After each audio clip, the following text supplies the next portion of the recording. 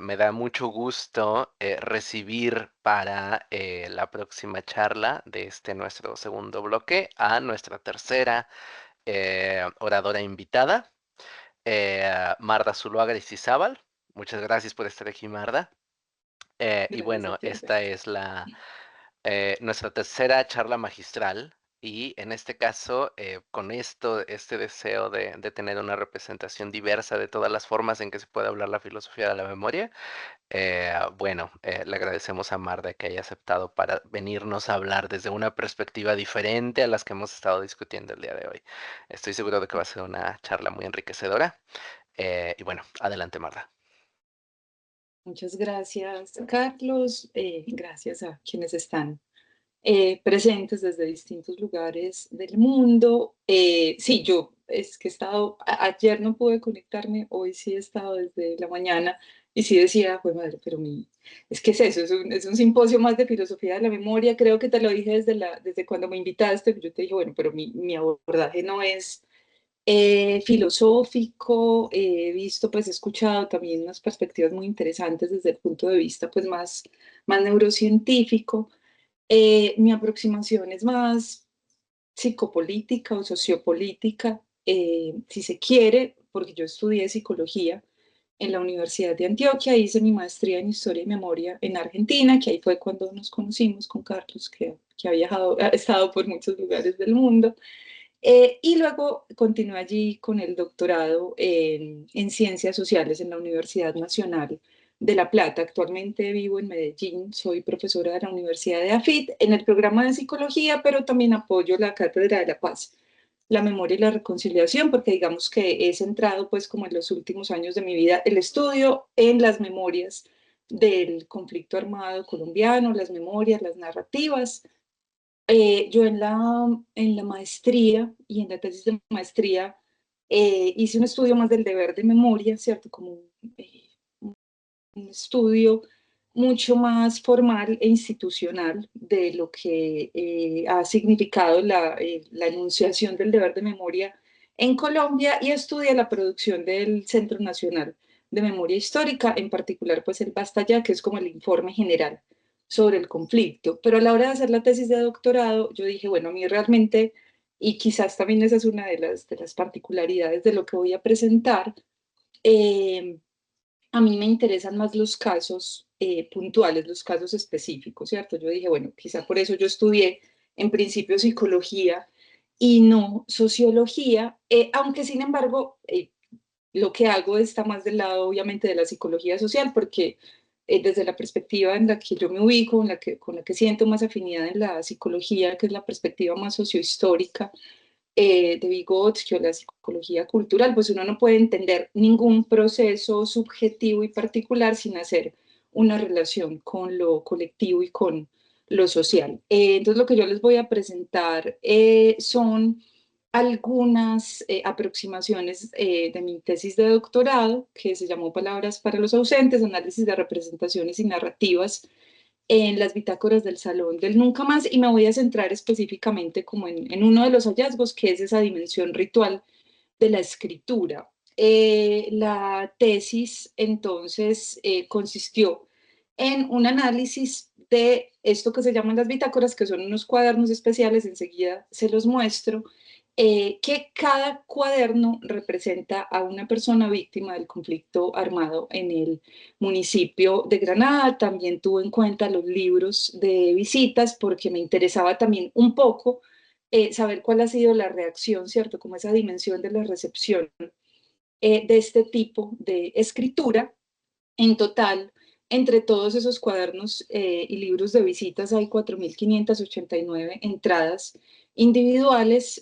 Yo fotografié todas las bitácoras porque no me permitían sacarlas del salón del Nunca Más. O sea, a mí me autorizó la Asociación de Víctimas a trabajar con ese corpus, pero no me permitía retirarlas del lugar de memoria. Entonces tuve que hacer muchas visitas, tomar muchas fotografías y luego, con apoyo de mis estudiantes de psicología NEAFIT, hacer toda la transcripción para poder proceder al análisis. Mi método principal fue el análisis crítico del discurso, más la lectura en profundidad, y me apoyé en un software de análisis lingüístico libre que se llama Ancong, que permite sobre todo pues hacer como estas visualizaciones de grandes corpus de texto, ¿cierto? Porque siempre eran, como les digo, 4.589 entradas por separado. Mi supuesto básico era que las bitácoras, al estar en un lugar de memoria del conflicto, suponían pues como un lugar donde yo iba a poder encontrar representaciones y narrativas sobre el conflicto armado. Sin embargo, digamos como que uno de los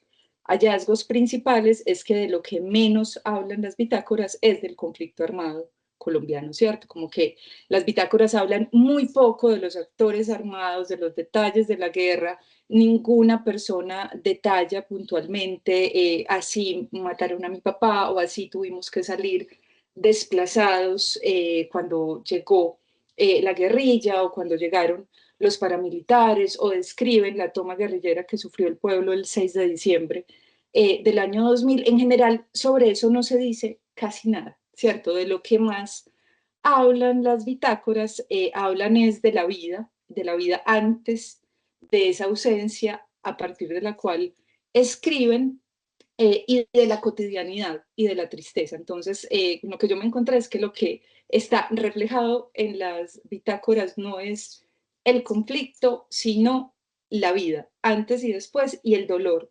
evidentemente, pero también es muy interesante porque como son unas bitácoras que están en un lugar que está abierto desde el año 2009 y aún hoy sigue abierto, digamos, uno puede rastrear lo que muchas personas han escrito a lo largo del tiempo, ¿cierto? Y se va dando cuenta también ellos cómo cambian. Esa es una de las dimensiones que analizo en la tesis, que ahora les mostraré, pues que se acaba de convertir en libro, pero no es en lo que me voy a centrar hoy.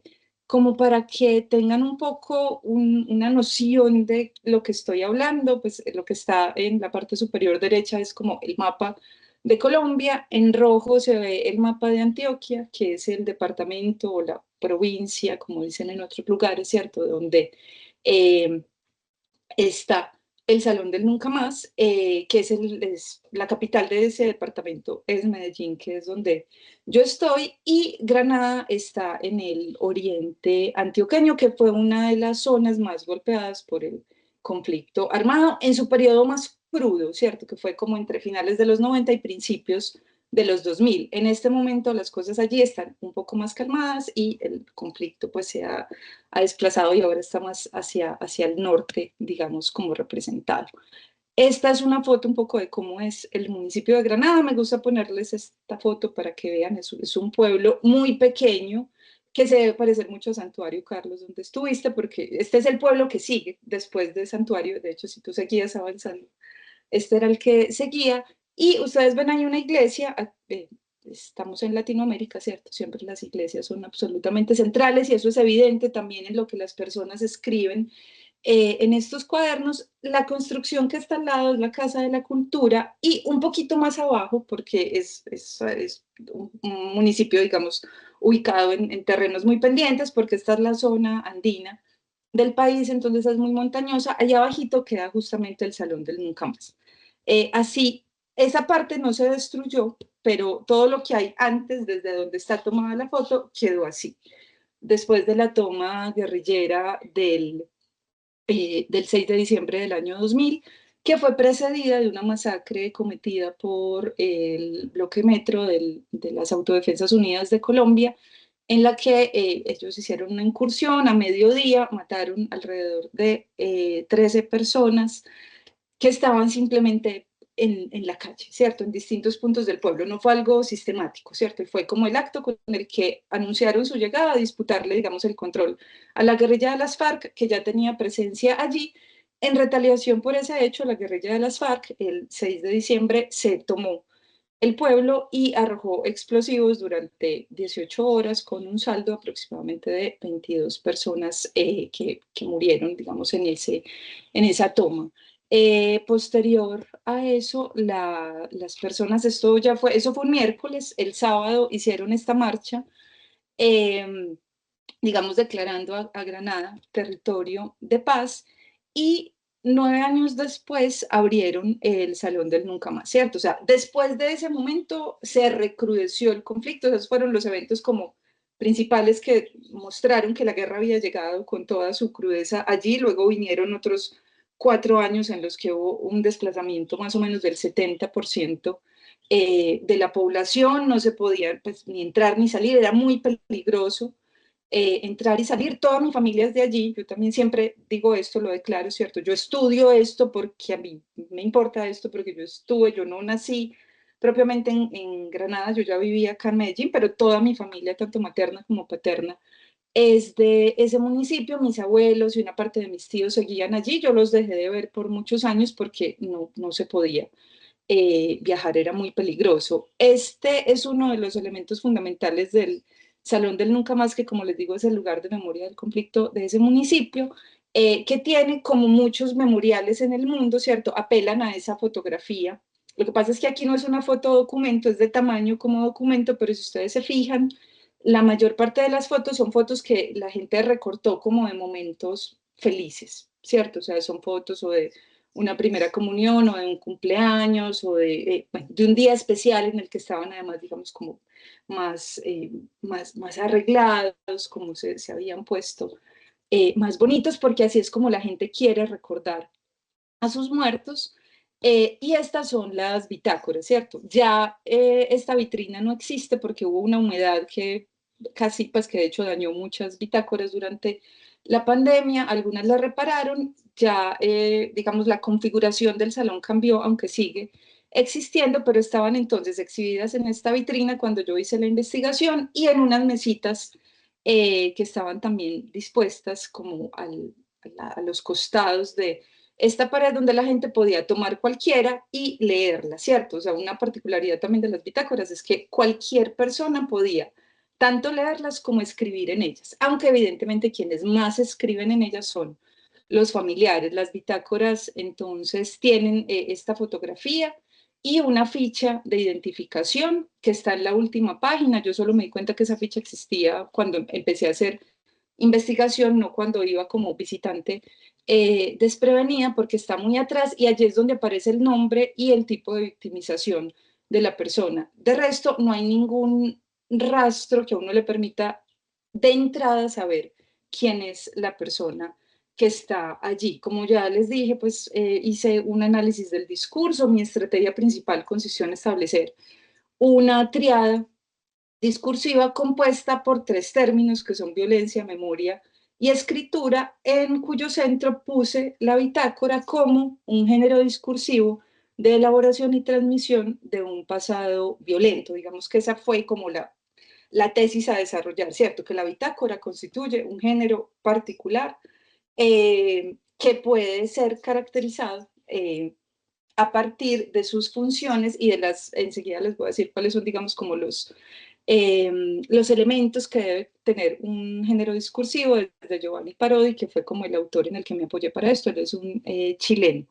Como género, también otro concepto importante en mi caso fue el de espacio biográfico de Leonor Arfuch, que es una investigadora también argentina de estos asuntos de la memoria desde un punto de vista discursivo. Ella toma ese concepto de Lejeune, para quien pues el espacio biográfico es como un reservorio de formas diversas en que las vidas humanas son narradas, pero Arfuch dice que en la contemporaneidad ese espacio biográfico se refiere a la confluencia de muchos géneros cuya marca es la narración del yo, ¿cierto? De vivencias a las que se les asigna un valor biográfico, que es un término que toma de Bakhtin, a partir de las señas de autenticidad que nos permiten saber que esa persona de la que estamos leyendo es alguien auténtico, ¿cierto? Que hay como una vida allí que es narrada y que las experiencias se toman pues a nombre propio.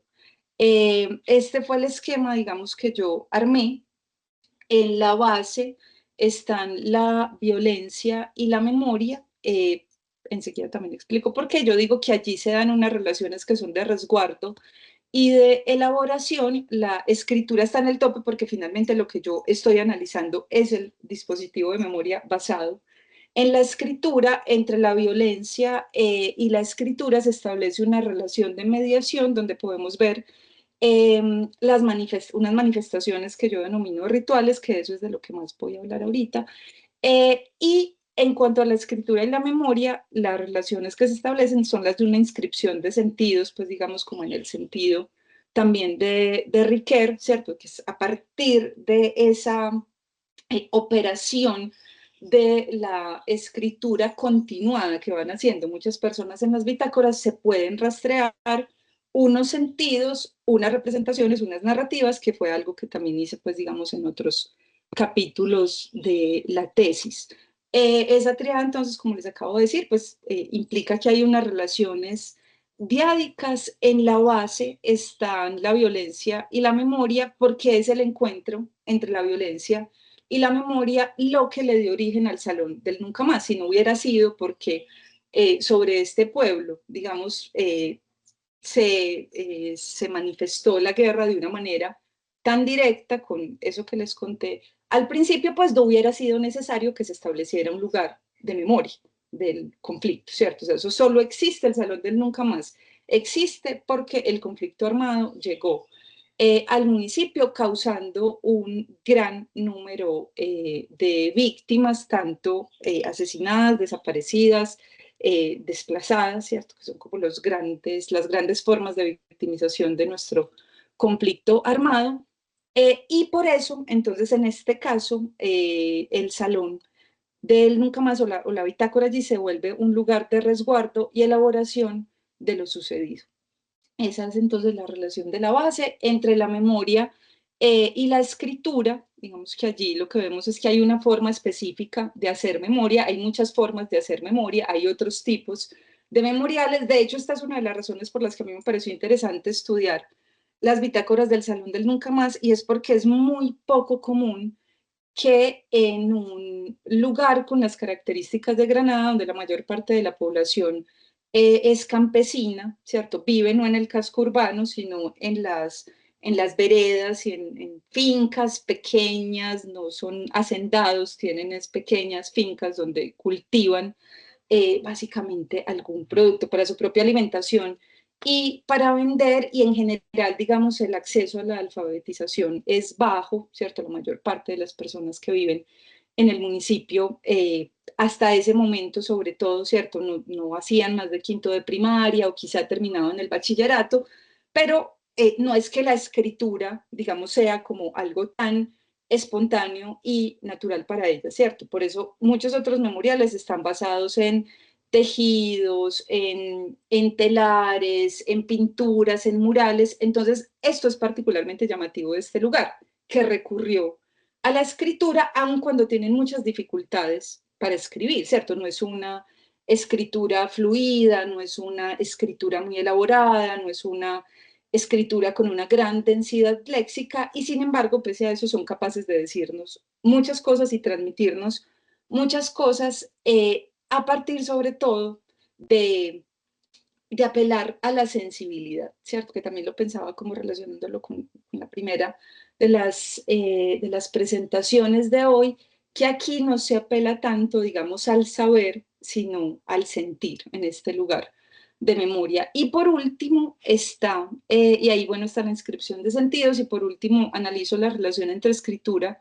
y violencia, donde la escritura funciona como una mediadora entre los vivos y los muertos. El libro, digamos, que sale de esta tesis se llama Palabras para los ausentes, justamente porque, digamos, que una de las cosas principales, además de lo que les decía, y es que las bitácoras no hablan del conflicto, es que las bitácoras son usadas por los familiares, los amigos y los sobrevivientes para mantener un contacto con los muertos y para mantener presentes a sus ausentes.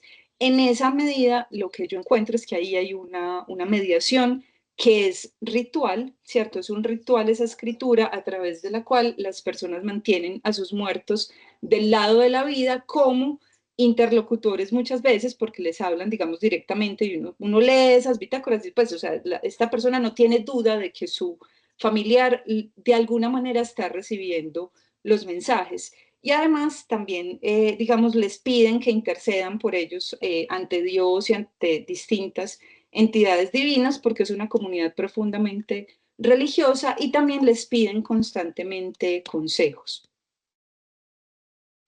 Bueno, desde el punto de vista de la bitácora como género discursivo, ¿cierto? Si uno define los géneros discursivos como enunciados estables que tienden a agruparse porque presentan rasgos similares en su contenido temático, su estilo, sus formas de organización y el tipo de situaciones sociales en los que suelen usarse, esa es una de las pistas que me dice, bueno, la bitácora puede ser un tipo particular de género discursivo. Algunos géneros discursivos son las cartas, las conversaciones informales, las crónicas, entre muchos otros formatos que lo que comparten pues es que son unos rasgos similares y son identificados como tales, como por sujetos en contextos muy específicos. La presentación sí está pasando, ¿cierto? Si no me quedé en la misma parte. Listo. Para Parodi, como les decía, entonces los componentes de los géneros discursivos son estos 7, el soporte que ustedes vieron, pues que es un cuaderno negro, que evoca el duelo, ¿cierto? Que está repujado, tiene un repujado que no se ve con forma de flores, están los participantes, hay unos propósitos discursivos generales y particulares, unos rasgos léxico-gramaticales, unos modos de organización discursiva, unas condiciones específicas de circulación que en este caso tienen que ver con lo que les decía, o sea, cualquier persona puede leer y escribir en las bitácoras, pero tiene que ir hasta el salón del nunca más, o sea, la circulación es interna, pero de todos modos circulan y hay algunas otras variables, yo no les voy a hablar de las 7 cosas porque voy a hablar sobre todo de la perspectiva ritual. Estos son los tipos de participantes que yo identifiqué, que son el tipo de participante 1, que sería el que escribe, a veces son los familiares, a veces hay visitantes cercanos y a veces hay visitantes lejanos, y el receptor, entre comillas, ¿cierto? Que eso es también paradójico en este caso, porque el sujeto principal de la bitácora es el ausente, es esa persona que está muerta o desaparecida, que a veces es el esposo, a veces es el padre o la madre, a veces es el cuñado, el primo. En otros casos es un sujeto de la bitácora cercano porque era vecino, amigo, compañero de estudio.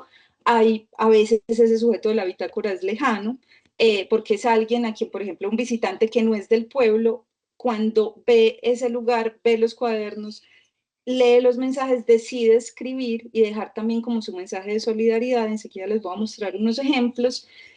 A veces para quienes escriben son familiares del sujeto de la bitácora. Esto es particular porque es como que alguien llega y escribe en la bitácora esperando que la hermana, por ejemplo, lea ese mensaje, ¿cierto? Hay algo muy particular. Hay un muchacho que era como el exnovio de la hermana, pues del muerto que está representado en la bitácora, y va, lo saluda como muy, muy apresuradamente, hola, ¿cómo estás? Bueno, espero que estés bien en el cielo, no sé nada de tu hermana, yo creo que ella viene a leerte, entonces si ves este mensaje, por favor, llámame, y le deja un teléfono, ¿cierto? Hacen ese tipo de usos de la bitácora que es algo como muy llamativo. Dentro de los propósitos hay unos generales que uno puede relacionar con la institución memoria histórica, que tienen que ver con esa transmisión del pasado violento, el reconocimiento de estas personas que murieron y dignificar también, digamos, como a esas víctimas, y una sensibilización de la sociedad. En los particulares ya vemos esa elaboración del pasado desde el punto de vista del duelo y la resignificación.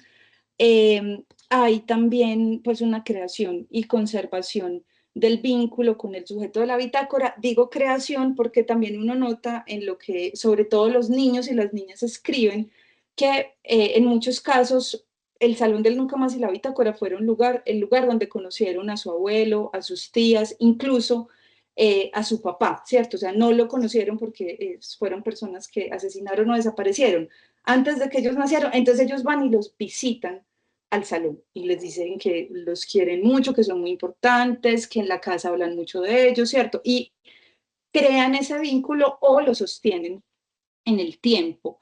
Hay también expresiones de pesar y solidaridad, hay búsqueda de favores divinos y de protección, ¿cierto? Sobre todo, ahí hay un propósito espiritual que tiene que ver con esto ritual de los que hablo, y hay lo que les acabo de decir, ¿cierto? A veces intermediación entre el sujeto de la bitácora y otras personas. Mm, Cuando yo me refiero a la dimensión ritual de las bitácoras, digamos que la divido como en 3 partes, y es que las bitácoras sirven para hablar de los muertos, ¿cierto? Porque los textos nos ofrecen una imagen del ausente a partir de la cual las personas que llegan y leen pueden conocer quién era esa persona, ¿cierto? Dotando entonces de contenido y de sentido esa fotografía. De hecho, ese era el sentido original de las bitácoras. Estas bitácoras se crearon porque una artista que se llama Lorena Luengas se las propuso a la gente de Granada y la idea era eso, que dijeran, ah, esta persona se llamaba así, nació tal día, vivía en tal vereda, cultivaba esto, tenía 3 hijos. Era eso, era como hacer una semblanza, tenía una intención más biográfica. A veces entonces hacen eso, le cuentan a uno, pero eso es de lo que menos hacen. También hablan por los muertos, ¿cierto? En el sentido de que hacen visible lo que les pasó y reivindican en ese acto de memoria su dignidad y se manifiestan también en contra de la barbarie. Aquí hay un ejemplo, ¿cierto? Esta es la bitácora de un señor que se llama Humberto Ramírez, que era un líder muy importante de la comunidad granadina, que de hecho después de que a él lo mataron, mucha gente tomó la decisión de irse, porque dijeron, si a Humbertico lo mataron, matan a cualquiera. O sea, aquí no hay respeto alguno por la vida de nadie, porque él era un señor que todo el mundo quería, que era un líder espiritual, que era muy cercano a la iglesia, que no tenía problemas con nadie, y a él lo mataron en una masacre, en una vereda que se llama El Vergel. Entonces la gente dice cosas como esta, ¿cierto? Lo conocí hace muchos años, más o menos 25, fuimos integrantes de un grupo juvenil, hoy me asombro de ver esta foto, no sabía que ya no estaba con nosotros, también mucha gente se enteraba de que la gente había muerto cuando visitaba el salón muchos años después de haber dejado de ir al pueblo, y bueno, dice que espera que esté con Dios, pues, y que guarde por nosotros. Y la principal, digamos, Disculpa, Marta. dimensión ritual, me quedan 3 minutos, ¿cierto? O sea, sí, bueno, sigue, ¿O sigue. no? Sí, Sí, yo sí. pensé, ya voy a terminar. Sí, no, Sí, nada más era para comentarte sobre el tiempo en caso de que no dale, lo tuvieras presente. Tú muchas continúa. gracias. Listo. Y la última, digamos, como parte de la dimensión ritual, es ese hablar con los muertos, ¿cierto? Que eso es lo que más hacen, porque las personas van y escriben en esas bitácoras como asumiendo que esa persona los está leyendo o está recibiendo los mensajes. Muchas noticias entonces, o los mensajes tienen que ver con las noticias de la familia, por eso uno de los subgéneros, digamos, que yo identifico en las bitácoras es el de gaceta, ¿cierto? Es un poco una gaceta informativa de las noticias familiares, y en otros casos les piden interceder ante las instancias divinas o proporcionar protección y guía. En general no se les piden favores materiales, sino que los cuiden, que los protejan. Muchas mujeres les escriben a los esposos que las guíen respecto a qué hacer con los hijos, ¿cierto? Que están tomando un mal camino. Hay un caso muy particular de esto, que es una niña que le escribe al papá, va, lo saluda, le cuenta todo lo que hace, que le está yendo bien en el colegio y le cuenta que hay un niño que le está empezando a gustar, y que ella no sabe si le conviene, ¿cierto? Y uno sigue leyendo la bitácora y como una semana después le escribe como, papi, no me has dicho nada sobre qué debería hacer con este niño que me gusta. O sea, ella está esperando una respuesta y va y le hace el reclamo porque no se le ha aparecido en sueños y porque no le ha dicho, digamos, si sí le conviene seguir con ese niño. O seguir, no, entablar una relación con ese niño. Aquí hay un ejemplo de esto que les estoy diciendo, ¿cierto? Es un mensaje que le deja el hermano a un hombre desaparecido, le dice, vine a contarte unas pocas palabras, te cuento que tengo mi esposa y tengo un lindo niño, que sé que si tú estuvieras lo querrías mucho, como mi mamá y tus hermanos, Camilo y Sneider, pero te cuento que toda la familia está muy triste por Memito, que lo queríamos mucho, pero se fue, ya se encuentra al lado de los otros, bueno, y le dice quién es. Les quise traer también, digamos, como fotografías para que pudieran como tener ese contacto con la grafía, y esto que este es uno que escribe, digamos, muy bien. Simplemente hablo rápido de los efectos de recepción, ¿cierto? Y es que ese ritual termina teniendo unos efectos, claro, que probablemente no son en los muertos, pero tiene unos efectos sociales y políticos interesantes porque luego la gente en los libros de visitas o directamente en las bitácoras habla de lo que les produce el encuentro con esta escritura, y muchos dicen entonces que quieren asumir un compromiso con la paz. Voy a poner solo este ejemplo, ¿cierto? Aunque no lo lea, pero si ustedes ven, es una escritura asiática, es coreano. Yo luego en la universidad busqué a alguien que hay un centro de estudios Asia-Pacífico, yo llevé estos textos, yo esto qué idioma es, me dijeron es coreano y lo tradujeron, porque es un lugar, digamos, también como muy visitado por otras personas y logran hacer también como una conexión con ese dolor de los otros a partir de una escritura que es de puño y letra. Ya, dejo ahí para no extenderme más. Muy, muy interesante. Muchas gracias por esta presentación. Realmente es muy interesante y pues creo que hay muchas cosas para decir, muchas cosas para preguntar y para comentar. Em, Me quedo con un poco de pena que no sigas porque veo que todavía hay más diapositivas. Y creo que todos estábamos disfrutando mucho. Pero bueno, vamos a ver si hay preguntas, cuáles son las preguntas por acá y seguro hay oportunidad para ampliar un poquito más en la discusión. Comenzamos con Juan. Adelante, Juan. Gracias Marta, fue muy, muy interesante y en algunos puntos difícil de procesar. Me recordó cosas que también se vieron en el suroeste antioqueño. Em, Mi pregunta mía es, no sé, bueno, por una parte tengo curiosidad sobre si en este trabajo, cómo es la, esta resistencia al olvido, porque hay una como una, em, sí, como esta idea de hacer memoriales, de no solo hacer memoriales, sino construir lugares en los que esos memoriales puedan permanecer a lo largo del tiempo.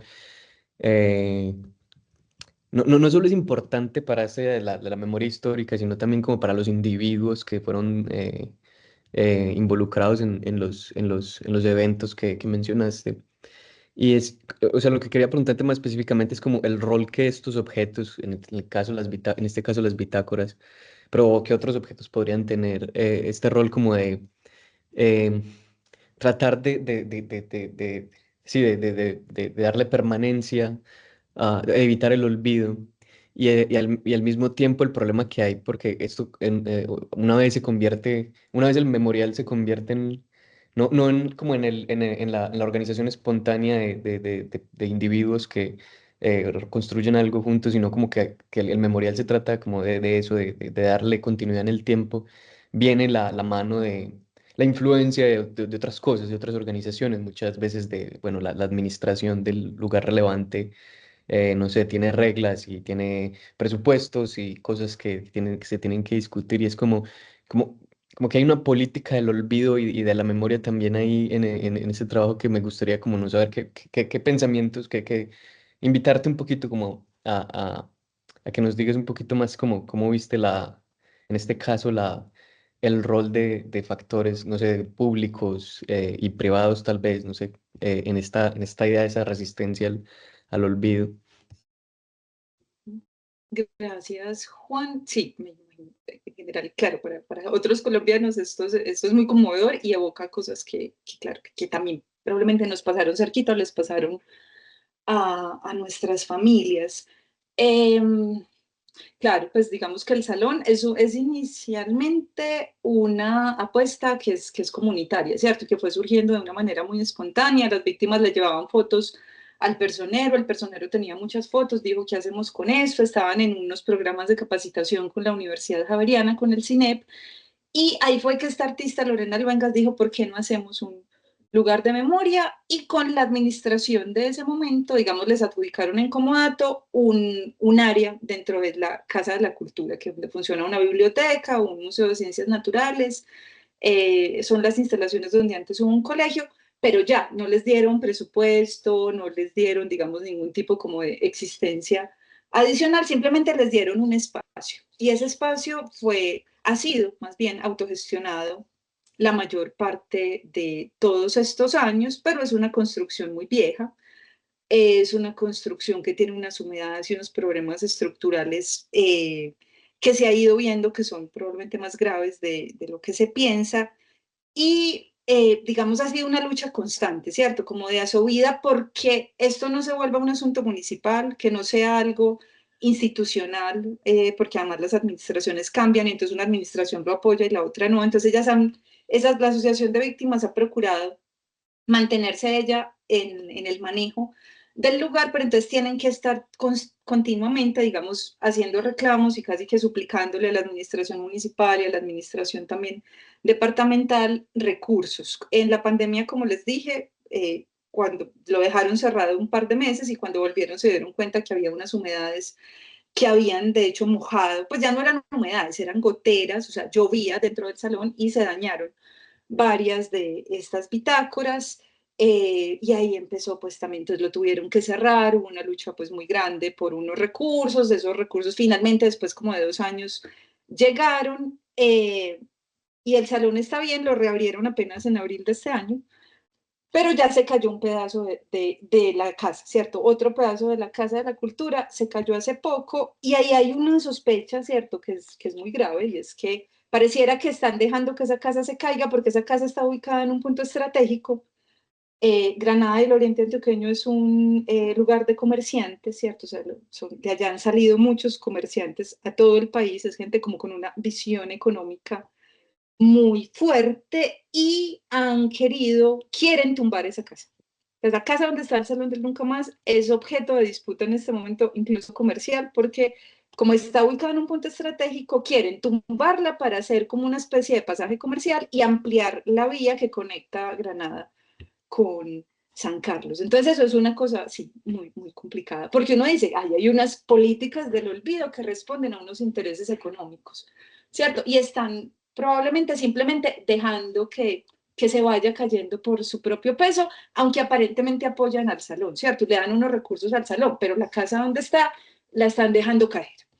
Entonces sí, hay unos asuntos complejos, también hay una resistencia dentro del mismo pueblo, no todo el mundo ama el Salón del Nunca Más, hay gente que dice que pereza, para que ese lugar, para recordar siempre eso tan horrible que nos pasó, no, pasemos esa página y sigamos adelante. Parte de lo que yo estoy haciendo ahora promocionando el libro, estoy yendo, es decirles, las bitácoras no hablan del pasado, las bitácoras hablan de la vida, del dolor y de todo lo que siguió. Digamos que ahora parte de mi activismo consiste en ir a decir el salón no es eso que ustedes piensan, vuelvan al salón, cuiden al salón, pero está en riesgo el salón efectivo. Ya, gracias. Sí, es porque me Muchas parece gracias a muy, ti. Ujú. muy, muy extraño lo que dijiste. Como, no, en la pandemia caía agua y se desaparecieron las bitácoras. Yo como, no, pero entonces, como así? ¿Quién regulaba el salón cuando estábamos No, en pandemia? unas señoras que dedican su tiempo voluntario allí, porque no les pagan, o sea, es absolutamente un trabajo que hacen personas de la asociación sin Ya. recursos y sin remuneración. Ah, ok. Gracias. Muchas Muy gracias a interesante. ti, Juan. Bueno, me parece fascinante. Sí, realmente es muy interesante ver la forma en que lo que los que lo abordamos desde la perspectiva teórica de la memoria, es fascinante ver lo que sucede en los hechos, lo que sucede con las personas, en lo que significa la memoria para las personas mucho más allá de la discusión de si es preciso o no es preciso, si es creativo, de si es causal, de lo que sea, es importantísimo para las personas. Am, bueno, sobre eso tengo no sé si una pregunta o es como una petición de que puedas abordar en esto. Am, Cuando yo estuve en Granada, en el Salón del Nunca Más, eso fue quizás por el 2011, 2012. Y una cosa que me pareció fascinante, me parece, bueno, dos cosas. Una, me parece fascinante esto de que las bitácoras sirvan como am, que se dejen mensajitos, todo esto, porque pareciera que están vivas me explico, o sea, que son medios de comunicación vivos que siguen creando sentidos. Eh, eh, n- no sé si tienes alguna opinión sobre eso. Y segunda, una cosa que me sorprendió muchísimo es que eran las mujeres las que querían mantener ese salón. Y cuando nosotros les preguntamos, ¿pero qué pasa con los hombres? Ellas nos decían, ellos no quieren recordar.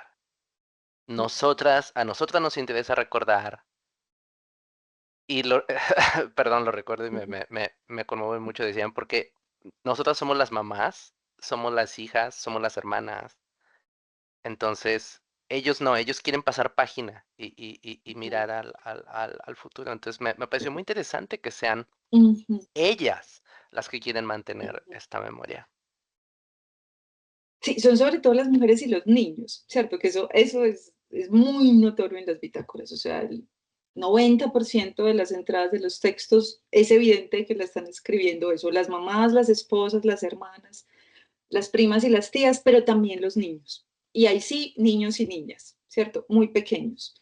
Que como les digo, le dan, es que de hecho era una cosa impresionante, como que decían, hoy vine a visitarte, ¿cierto, tío? Es como que el salón es un lugar también de la visita y es como, yo pasaba para el colegio y entré a saludarte. O se disculpaban, hacía días que no venía como a visitarte, pero hoy que pasé por aquí, volví a entrar y sí, y yo creo que eso también es una cosa que uno nota en muchos lugares del mundo, o sea, que los ejercicios de memoria y los lugares de memoria son sobre todo promovidos, sostenidos y creados por las mujeres y los hijos de los muertos y desaparecidos. Otros que incluso pueden haber sido víctimas directas sin haber muerto, no quieren pensar en eso, sobre todo los hombres, y supongo que allí también pues uno puede ver unos asuntos más de pues de género, de la socialización de género, ¿cierto? De cómo es a las mujeres y a los niños se les permite expresar sus sentimientos, su emotividad, darle como un despliegue a eso, pero los hombres tienen que mantener como una fortaleza y ser el baluarte para poder supuestamente, digamos, seguir adelante, como si hubiera una contradicción entre recordar y seguir adelante, ¿cierto? También como si el pasado no fuera parte de nuestro presente y no fuera importante tenerlo en cuenta para construir el futuro. ¿Sí? Como que pienso en eso y no me acuerdo cómo fue el otro que me preguntaste en la primera Sí, parte. sí, esta primera cosa que te había preguntado es que me pareciera que las bitácoras fueran un dispositivo, Ah, claro, ¿no? vivo, Como claro, si eso estuvieran hace vivas. parte, Ujú. sí, dentro de eso, esa listica que les mostré, la de otras variables, una de las variables, digamos, pues que es para uno nombrar cosas particulares del género que está estudiando, y justamente yo lo nombraba así, es un género vivo, porque la bitácora no está terminada, ¿cierto? Es como que la bitácora sabemos cuándo se empezó a escribir en ella, pero no sabemos cuándo se va a dejar de escribir en ella, y lo interesante es que uno va viendo la transformación.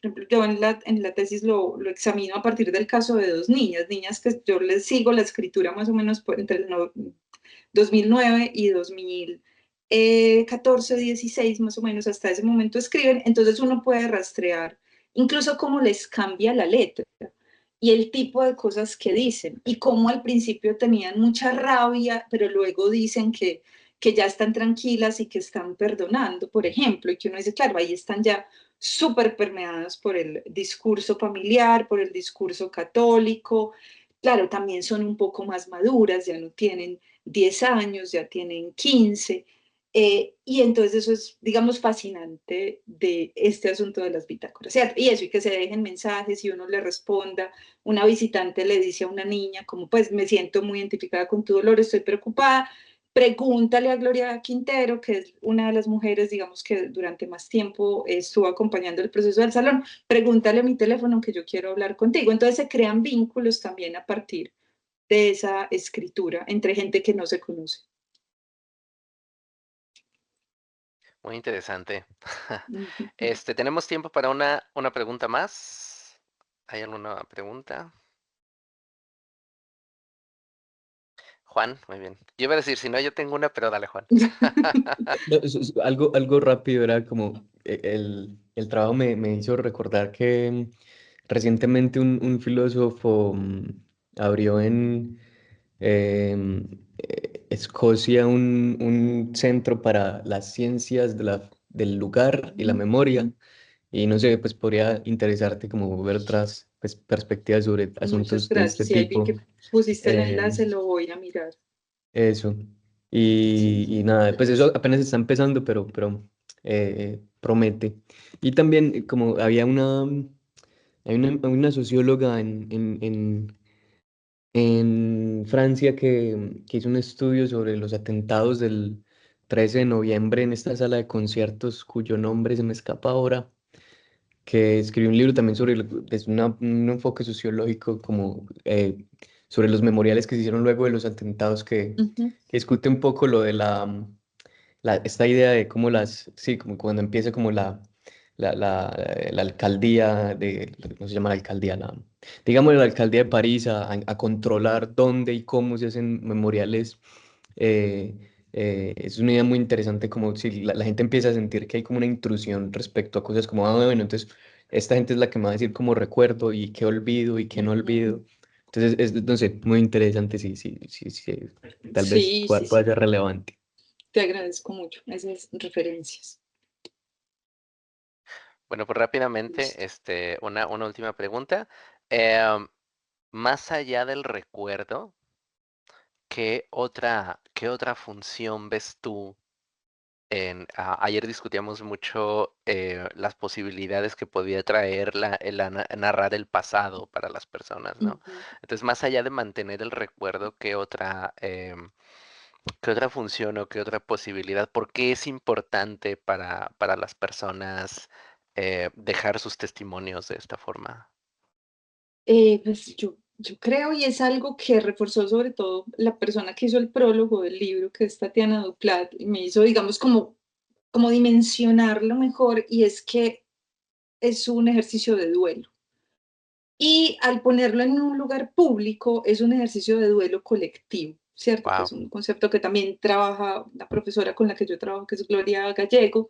Ella dice, claro, es que la memoria en países como el nuestro, en países como Colombia, que tienen una historia tan prolongada de guerra y una cantidad tan descomunal de víctimas, pues una cantidad, pues el registro único de víctimas va en más de 9.800.000 personas, pues es una cosa demencial. Tenemos un contador de víctimas, además, es eso, o sea, nosotros necesitamos rituales públicos y necesitamos hacer un duelo público para lograr en algún momento de la historia, vaya uno a saber cuándo, trascender esto y vivir, digamos, no en paz, no hay una paz ideal, pero al menos, digamos, dejar de vivir en guerra, que estamos demasiado acostumbrados a vivir en guerra. Entonces yo diría que esa, Carlos, es la principal función, un duelo, tanto individual como colectivo. Quizá aquí ya vi que hablar más que de memoria personal y colectiva, de duelo personal y colectivo. muchas gracias. Ujú. Muy interesante, Marta.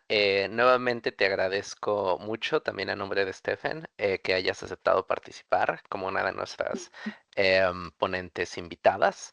Y bueno, es fascinante esta perspectiva y te digo, muy enriquecedora para nosotros, que sobre todo lo elaboramos desde la parte teórica, ver Ujú. qué es lo que sucede. Entonces, muchas Muchas gracias por aceptar gracias nuestra a invitación. ti y a todas las personas que escucharon. Gracias. Y gracias, Juan, por tus recomendaciones. Las voy a tener muy en cuenta.